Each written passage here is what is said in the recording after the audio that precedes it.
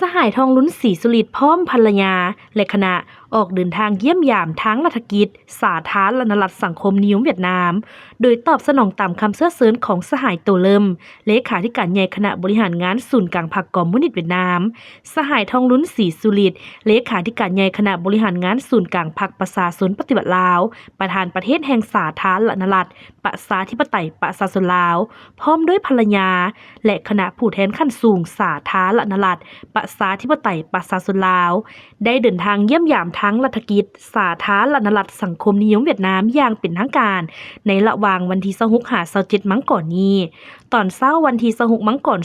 2026ที่สนามบินสากลวัดไตนครหลวงเวียงจันทน์โดยมีท่านมีไซพุ่มเค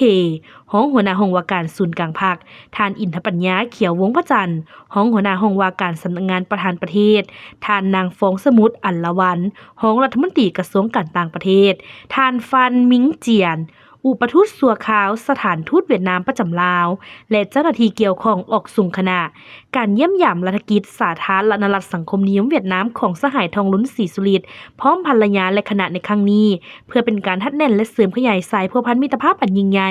ความสามัคคีพิเศษการร่วมมือรอบด้านระหว่างหุ้นส่วนยุทธศาสตร์ระหว่าง2 พรรค 2 รัฐและประชาชน2 ชาติลาวเวียดนาม